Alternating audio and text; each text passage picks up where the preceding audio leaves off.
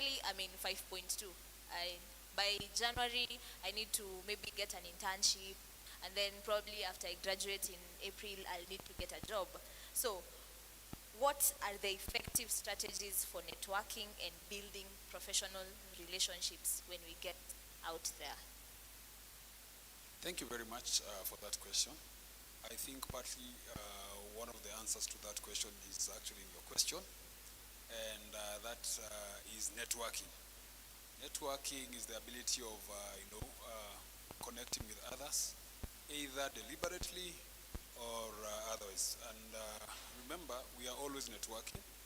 Sometimes we do it knowingly and we drive it from ourselves, and sometimes we do it without knowing, where we just hang out with people and eventually realize that you have this group of friends and they become your clique, so to speak. So networking is very critical in terms of career, because as we say, your network is your net worth. The people that you meet in university, the people that you meet here at Dedan Kimathi, some of them are going to be your bridge. Others are going to be your destiny shapers. And some of them are going to be the people who will be your ears and eyes on what is happening around the world of work. They'll hear an opportunity or they'll see an opportunity and they will introduce you to that opportunity. So networking is one of them. And of course the second one is to be out there looking and positioning yourself. And when I say positioning yourself, I also like saying personal branding. Personal branding, how you brand yourself, how you look, how you speak, what you do. Branding is everything. So that when people talk about Rachel, what do they remember about Rachel? Do they remember Rachel as the CU leader? Do they remember Rachel as an investment consultant, as a person who loved money, as a person who went dunda, or as a person who was very passionate about his or her career and studies? So how you brand yourself and position yourself is also very critical in terms of the world of jobs. Remember, as they say, people, by the time they are talking to you, they already look at you and form a certain bias or preconceived judgment. So that judgment may be true or it may not be true. So you also want to make sure that the way you position yourself and brand yourself is in such a way that when those people look at you, the first impression they see is that you are the kind of person they want to work with. And I've always asked them a good example in terms of that. When, I don't know whether some of us, you have been in a matatu, you're seated next to a person, and your phone is in this side of your pocket, and then all of a sudden you take your phone from this side of the pocket, and you put it on the other side. Why do you change where your phone is? Is it because that person has told you that I'm a thief, or I want your phone? Or is it because you have just looked at that person and there's something that you have seen that made you feel like, okay, this person might go home with my phone? So all that can be summed up in how you brand yourself. And by the way, that person might be very harmless and might be having a better phone than yours. But there is a message he has communicated to you. So what message you as a student, when you step out there in the world of work, what message are you communicating to your potential employers? Thank you. Very nice. I personally loved the one for personal branding. There's a lady who just told us that her marriage was cancelled just because of what she did in 2020 during COVID-19 and what was posted out there about her, and a marriage that she was banking on was just cancelled just like that. So personal branding for us is big, and I hope we get to brand ourselves in the right way so that when we get there, our employers, when they search your name, what are they going to find? Yeah? What are they going to find about Sparta? Yeah? So that's a very nice one. And talking about networking, there's a friend of mine today has just said that he met a CEO he has always wanted to talk to in a washroom, and he pitched his idea, and now they're working together. So don't be afraid to talk to that person that you want to one day work with, no matter the circumstance. When you find them, have the courage, have the audacity.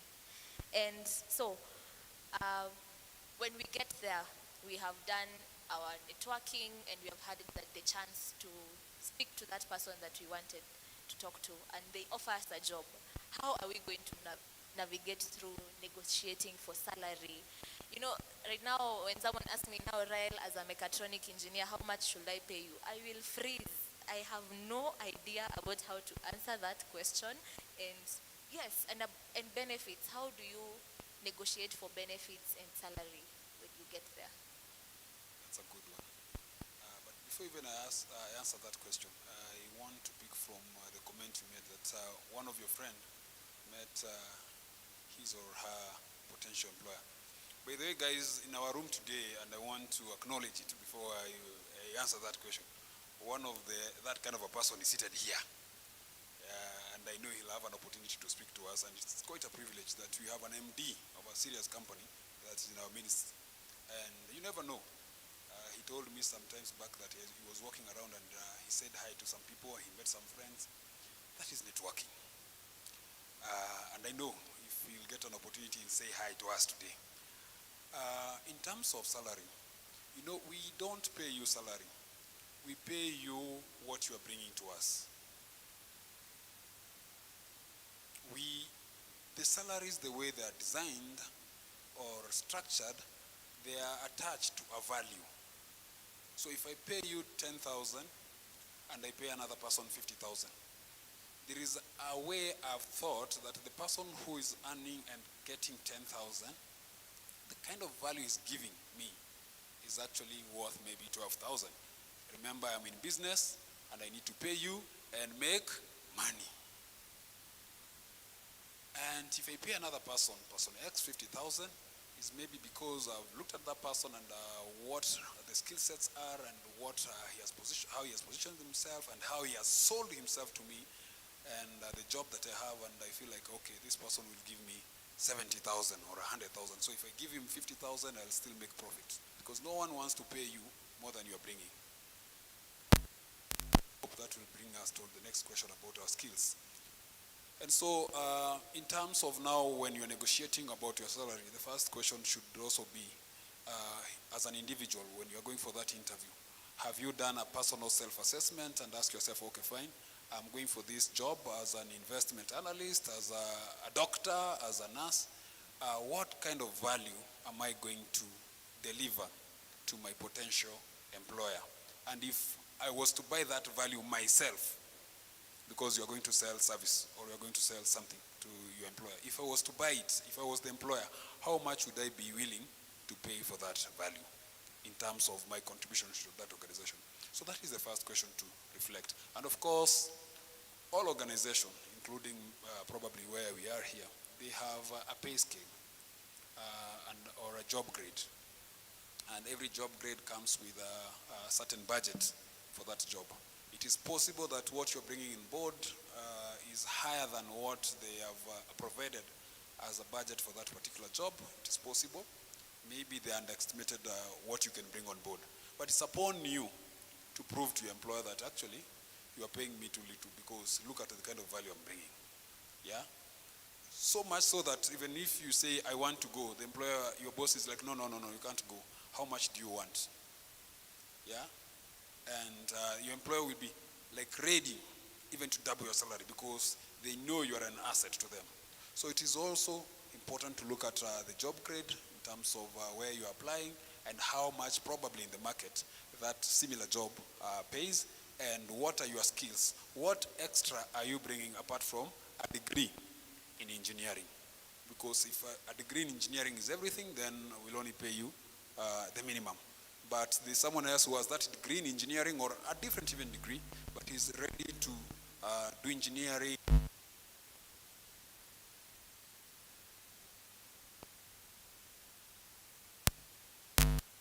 It also comes with a package of benefits. We have the standard benefits that every organization will provide, but some organization will even go an extra mile and provide more benefit to you, because you are also providing more value or more services. Thank you. Wow. Today I'll sit down and ask myself how much is my value, and I will definitely look for it. You know, it's a weekend. We have the time to think about our value. Yeah. So Um, I really like that, but for the skill set, what else do you have other than that degree? What stands out as a person for you? So we've gotten there, we've had the job, and now personally, my age can allow me to now think about marriage, relationships. I have a career to do. So how will I navigate through the balance? How will we balance our work, our studies, maybe further studies, someone wants to do further studies, and then we have our own life to live, we have life to enjoy because we were not just created to work, you know, how do we get that harmony with our jobs and our daily lives? So that speaks into work-life balance. And somebody else said it's work, life, and spirituality balance. Whatever spirituality means to you. And I also like to look at it in terms of our time, our clock. We have 24 hours in a day. So 24 hours in a day divided by 3. What do you have? 8 hours. 8 hours. So you have 8 hours to sleep. Told the doctor say that you need a good sleep, and 8 hours is just quite enough for your body, for your mind, for your meditation, for your thought processes. Then you also have another 8 hours for your family, for your friends. As you said, a human being is a social being, and you must also live with other people. But critically, you also have another 8 hours or more, depending with how you want to divide your 24 hours of working. Now, where is the challenge? The challenge is now what we call the 8 hours of working. When I talk about 8 hours of working, I'm not attributing it to the hours and the minutes you spend going to work or coming from work. It is actually the 8 hours of working, not 8 hours of working plus going to work and coming from work. No, it's 8 hours of working. Not 8 hours of working and plus going for lunch. No, it is 8 hours of working. So whatever your matrix is, whatever hours you have attached to work, to contribute to work, make sure that it is actually work. Sit down or stand, but work. And remember, we said it is about what value you are giving to your employer. What service are you selling to your employer? Because there is something you are selling. All of us are salespeople. You're either selling yourself, your skills, or you're selling Sukuma Wiki, or you're selling books. All of us are selling. So when we talk of the hours you sit down to work, we have to quantify the hours and actual output value that you have generated out of those hours. And different people have different metrics. There are others who say, I have 6 hours of serious concentration, 2 hours of catching up with my colleagues, still makes 8 hours. 5 hours of serious concentration, 2 hours of serious business, and then 6 hours of follow-up. You have to come up with a formula.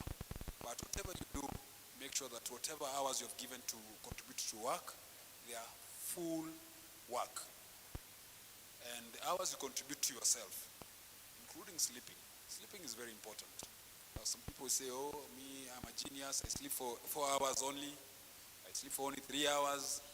I sleep for only 2 hours. Well, you might be a genius. You might be a genius for some time. But this sleep will catch up with you. And you start walking sleeping. Some people just fall off the streets. So we have to create a harmony within ourselves. And remember, besides just sleeping and working, you also have a family and friends. And nowadays we also say, and environment. It's not just friends, family, but also the environment. They all need you. So you must also create enough time to have time for friends, family, and environment. There's a fact I was reading, and it was saying that you can stay like 2 months without eating food, but 10 days without sleeping, you're going to die, literally. So that's how much important sleep is.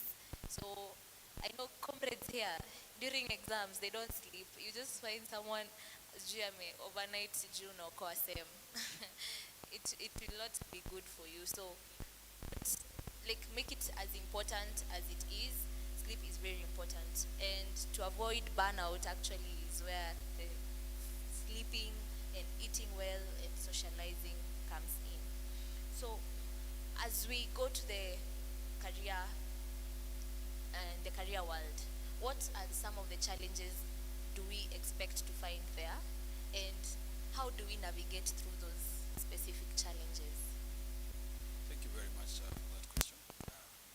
In the world of career, first of all, I want to look at what is a career.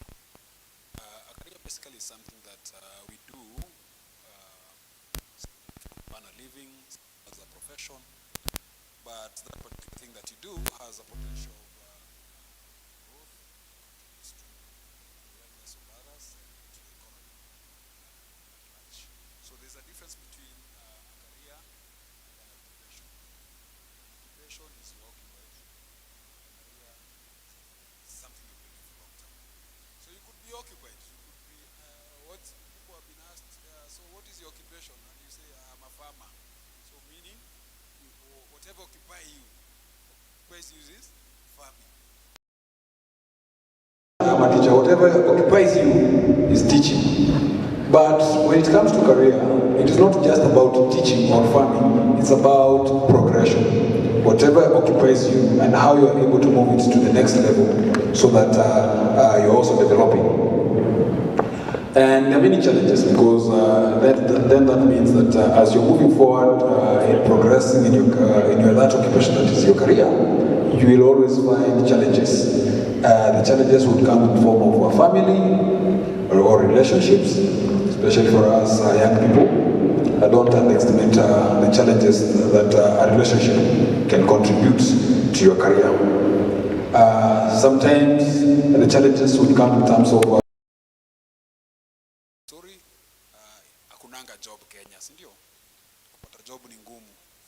Unafanya kazi gani? Mimi nafanya kazi ya kutafuta kazi, si ndio? So that can also be a challenge. There are also other challenges in terms of the changing environment, profession. I need to upskill myself, to up with what is changing. You teach with chalks, then you move to some pens. Now people don't use chalks. So have you upskilled to a point that you can still teach, but online, because not going to school? So that is another challenge. Technology. Technology is here to stay with us, and I'm glad that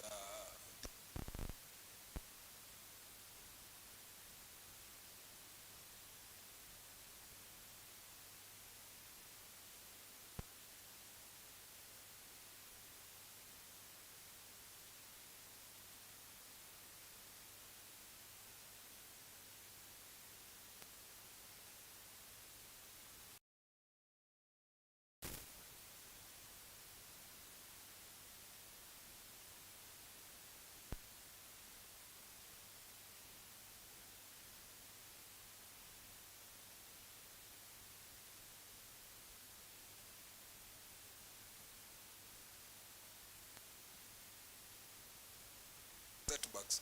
Every whatever you want to call as a disadvantage to your advantage, because in every challenges that we meet, there's also a learning of what opportunities that come with that challenge.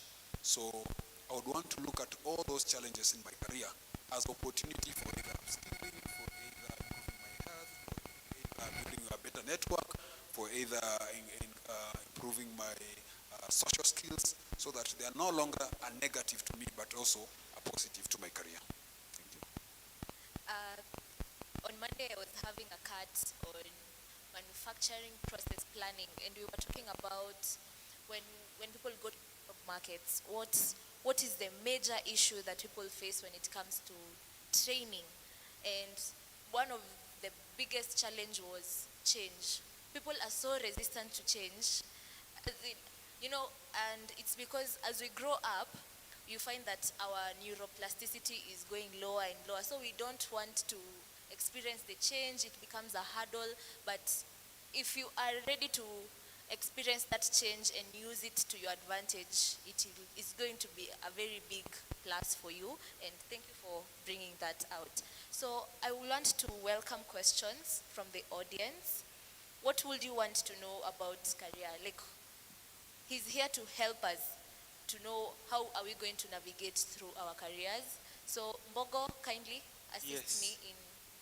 Wacha nipenye huku katikati. Ati tunataka pesa isipite nini katikati yetu. So who has a question? Let me start with this side. Inua mkono juu. I see you Shombe. Who has a question? Introduce yourself as well. Thank you so much, Mbogo. My name is Richard Okasiba Okedi Shombe. Yes, I was a student, but have not yet graduated. Yeah, my question is, you have mentioned something on networking, and this has been a challenge for a while. Umara sabe tumepatana leo na wewe hivi. The next time I have your number, but now how do I maintain that connection between me and you? You know, kuna kuanga na hiyo issue, unapigia mtu mkubwa hapo kwa ofisi, anakuambia I'll call you back, alafu atapiga, umpigie tena, maybe ako busy anakata, anasema I will call you back, atapiga, and then you give up. How do you maintain this network?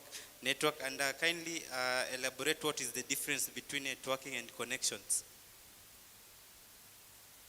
Thank you very much. So we should take all the questions, or you handle that one first? I think I can continue. I can handle that as you are getting more. So, how do I maintain networking?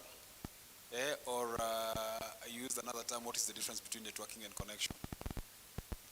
So, how do you maintain a relationship? Is it by keeping quiet? Is it by going,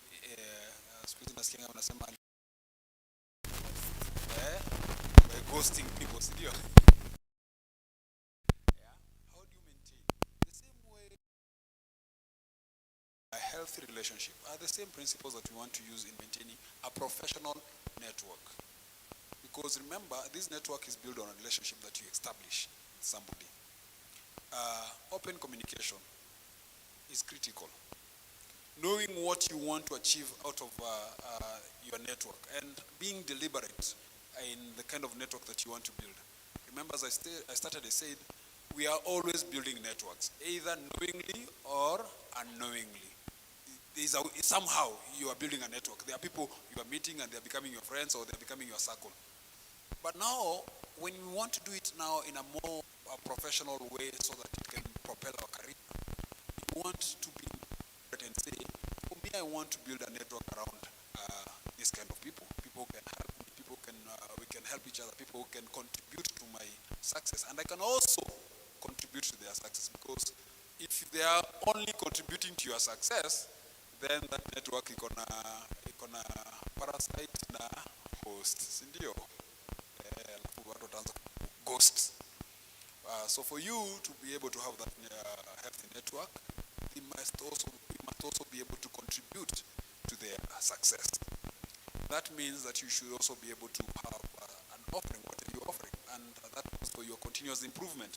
Because it is not a matter of huyo jamani bazuu ni mkubwa na mimi ni mdogo. Hapana. Kila mtu anahitaji mwingine.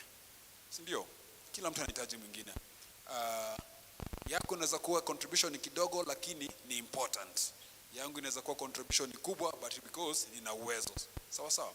So we have to create a professional network that we are deliberate about it, that we cultivate it, and we are contributing towards it as well as it's contributing to ourselves. And I've always asked a question. If you were to go through your phone, number one, contact number 1 mpaka number 100. Alafu ujipata saizi uko kwa noma. Leo saizi umepata kashida uko kwa noma.